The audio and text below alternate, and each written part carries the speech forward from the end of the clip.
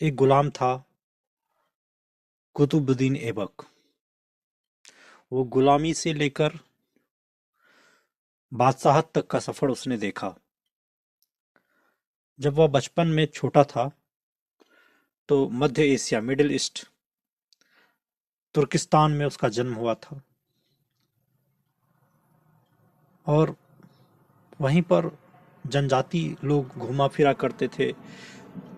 अब हम लोगों के यहाँ आता है घुमंतू भोटिया जो कि टेंट में रहा करता है और पशु पक्षियों को मारकर खाता है। ऐसे जनजाति टाइप के लोग वहाँ रहा करते थे। उसमें से इसे पकड़ लिया गया और इसके जनजाति का नाम था कीपाचक जनजाति, कीपाचक तुर्क। तो तुर्कस्तान में इनका इसे पकड़ लिया गया बचपन में ही और इसे बाजार में बेचने के लिए ले जाया गया। उस समय एक पद्धति थी, गुलाम प्रथा, दास प्रथा, कि यदि युद्ध हो रहा है तो युद्ध में सैनिक और जो भी हैं उसके हारने वाले को पकड़ लिया जाता था।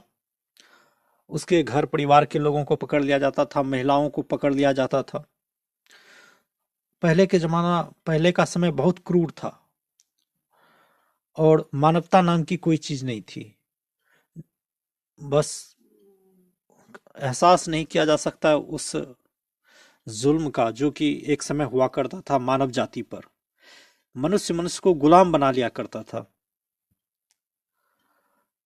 इसे पकड़कर बाजार में ले जाया गया और ईरान में एक बाजार था। अभी जो हम लोग का ईरान है, ईरान में एक खुरासान नाम का प्रांत था। तो उस समय खुरासान का अलिफ लैला यदि आप देखेंगे तो उसे वहां पर खुरासान का बहुत सारा जिक्र है। पर अनेक बादशाह और कहानियों में अलिफ लैला की कहानियों में जरूर मिल जाएगा आपको खुरासान नाम का स्थान।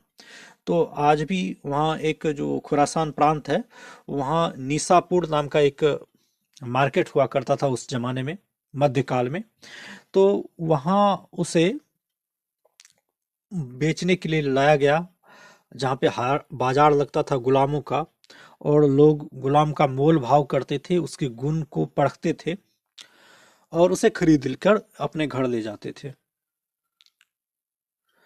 उस जमाने में बहुत ज़्यादा समस्या ये थी कि यदि कोई युद्ध में हार गया, कोई पार्टी, या कहीं किसी गांव में डाका पड़ा, कुछ सैनिक आकर लूटने लग गए गांव को, तो गांव के की महिलाओं को, बच्चों को, युवाओं को, सबको पकड़कर गुलाम बनाकर लेके चले जाते थे। महिलाओं को वेश्यावृत्ति में धकेल दिया जाता था। महिलाओं को अमीरों और बादशाहों की दासी बना दिया जाता था। वहाँ हर प्रकार से उसका उपभोग होता था उस समय। बच्चों को अलग जगह भेज दिया जाता था और जो मजबूत थे उनको उनसे काम लिया जाता था। तो उस जमाने में भी कुछ अच्छे मालिक होते थे, कुछ बुरे मालिक होते थे।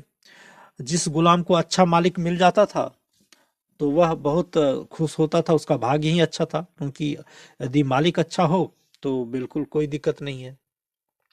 तो इस बेचारे कुतुबुद्दीन ऐबक को बचपन में उस निसापुर नामक मार्केट में एक काजी साहब मिल गए।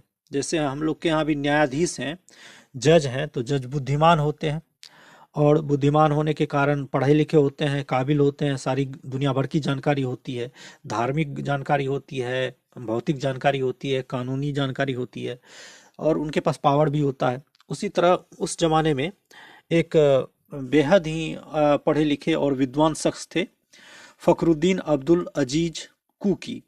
नाम ही बहुत ज़्यादा स्टैंडर्ड है, फखरुद्दीन अब्दुल अजीज कुकी। ये महाशय वहाँ के काजी हुआ करते थे निसापुर के। तो उन्होंने उसे खरीद लिया, कुतुबुद्दीन ऐबक को। कुतुबुद्दीन ऐबक को उन्होंने खरीदने के बाद उसे बहुत अच्छे तरीके से मानवीय व्यवहार किया, दास जैसा व्यवहार उससे नहीं किया, उससे सुंदर व्यवहार किया। वो एक अच्छे पिता की तरह उसका देखभाल किया और उसे पढ़ाया लिखाया, घुड़सवारी सिखाई, सैन्य शिक्षा दी, धार्मिक शिक्षा दी, नैतिक शिक्षा दी, दुनिया भर की तमाम जानकारियां दी, उसे निपुण कर दिया और एक वेल ट्रेंड हो गया वो। तो बहुत अच्छे दिन चल रहे थे। समय बीता और ये जो महाशय थे काजी साहब, ये मर गए। मर जाने के बाद इनके बेटों ने इन्हें सोचा कि अब चलो मेरे पिताजी इनको खरीद लाए थे, अब इसको बेच देते हैं। इसी प्रकार होता था कि कोई एक वस्तु, जैसे गाय बैल लाते हैं घर पर, तो हम रखे, फिर मन हुआ तो किसी और को बेच दिए। तो इसी प्रकार से मनुष्यों के साथ होता था। तो उनके बेटों ने, काजी साहब के बेटों ने, काजी साहब के मर जाने के बाद उसे गजनी ले गया। अभी थे ईरान में, गजनी है अफगानिस्तान में। तो लगभग 1,000 1500 किलोमीटर की दूरी है। उस जमाने में सफर किया जाता था, ट्रेवल करते हुए जाता था व्यक्ति, ऊँटों से, घोड़ों से, जो भी उस समय साधन हुआ करते थे। तो वो पहुंचा गजनी। अब सवाल होता है यहाँ पर कि इतने उस समय बहुत बड़े बड़े जंगल हुआ करते थे, या फिर सुनसान रास्ते हुआ करते थे, तो ये गुलाम भाग क्यों नहीं जाते थे? गुलाम तो बहुत ताकतवर होते थे, तो ये लोग अपने मालिक से छूटकर भाग क्यों नहीं जाते थे? तो इस समय की सामाजिक व्यवस्था ऐसी थी कि गुलामों को कुछ स्वीकार नहीं करता था। और यदि गुलाम व्यक्ति भाग भाग भी जाता था, तो उसे मृत्यु दंड मिलता था, और बहुत ही कड़ी सजा दी जाती थी। सामूहिक रूप से बेइज्जत करके सजा दी जाती थी। चौराहे पर मारा जाता था उसे तरपा के, ताकि दूसरे गुलाम उसे सबक ले सकें और कोई भागने का प्रयत्न न करे। तो ऐसी अवस्था में कोई भी गुलाम नहीं भागना चाहता था। यदि कोई भाग भी जाए तो उसमें उस पे उसके शरीर पर एक मार्क कर दिया जाता था, धातु को गर्म करके, और उस मार्क से पता चलता था कि ये गुलाम है। अब भागने के बाद खाने पीने का भी समस्या हो सकता था, क्योंकि कोई भी उसे काम नहीं देता था, कोई भी कानूनी पचड़े में नहीं पड़ना चाहता था। तो एक सरकारी रूप से एक नियम था कि गुलाम प्रथा होगी।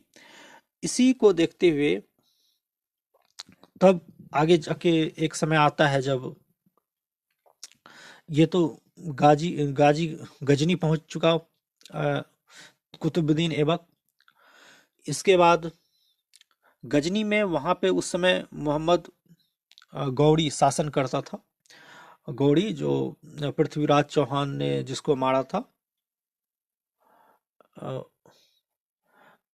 तो पृथ्वीराज चौहान वाले चैप्टर तो अलग है, लेकिन यहाँ पर देखते हैं कि ये गौरी जो है, मोहम्मद गौरी, वो उसे खरीद लेता है, उसको परीक्षण करता है, अब देखता है बहुत तेज तर्रार है, उसे अपने सेवा में ले लेता था। चूंकि ये बादशाह था, तो सेवा में ले लिया गया, उसे खरीद लिया गया और आ गए। अब ये उसकी सेवा करने लगा, बादशाह की। बादशाह अनेक जगह युद्ध करता था, हर जगह ये जाकर उन सेनापति का काम करता था, सेना नायक का काम करता था, और बहुत सारी युद्धों में इससे जीत दिलाई मोहम्मद गौरी को, जिससे गौरी बहुत प्रसन्न रहने लगे, और उसको बहुत ज्यादा ही ऊंचा पद दिया गया उसे। एक गुलाम को जनरल, मतलब सेना का समझ लो लेफ्टिनेंट बना दिया गया, और उसे बहुत सारा पावर मिल गया।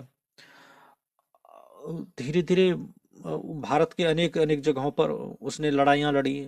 तो राजस्थान में एक है तुर्किस्तान, सॉरी, राजस्थान में है अजमेर नमक नामक जगह। तो अजमेर में, वहाँ पर जाकर, अजमेर में राजस्थान में जाकर लड़ाइयाँ लड़ी, और तुर्क लोग वहाँ जीते। तो मोहम्मद घोड़ी ही वहाँ के पर जो है तुर्क साम्राज्य का पहला गठन करने वाला था। तो तुर्क लोगों का वो साम्राज्य वहाँ बना। वहाँ पर संस्कृत महाविद्यालय था। वहाँ पर एक राजा हुआ करता था, चौहान राजा बीसल देव। चौहान राजा बीसल देव, जो कि विग्रहराज फोड़ के नाम से भी जानते हैं उनको। तो वहाँ पर उन्होंने संस्कृत महाविद्यालय बनाया था, और एक सरस्वती माँ का मंदिर था। तो उसे मोहम्मद गौरी ने आदेश दिया कुतुबुद्दीन ऐबक को कि जाओ उसे तोड़ दो, और जल्दी से जल्दी वहाँ पर एक मस्जिद बनाओ। तो उसी प्रांगण में, जहाँ संस्कृत महाविद्यालय था और शिशु मंदिर था, सरस्वती मंदिर था, तो उसे जल्दी से ऊपर से तोड़ दिया गया, और बाकी जो भी कलाकृतियां थी उसी से उसको रहने दिया गया। सिर्फ ऊपर का जो मंदिर वाला हिस्सा है वो तोड़ के वहां पे मस्जिद जैसा बना दिया। कहते हैं कि वो 2.5 दिन में ही बनकर तैयार हो गया। तो इसलिए उसे 2.5 दिन का झोपड़ा कहते हैं। इतिहास में ये प्रश्न बहुत आता है कि 2.5 दिन का झोपड़ा क्या है। तो अब अगले एपिसोड में हम बताएंगे इस कहानी को। ये वीडियो लंबा हो रहा है। धन्यवाद।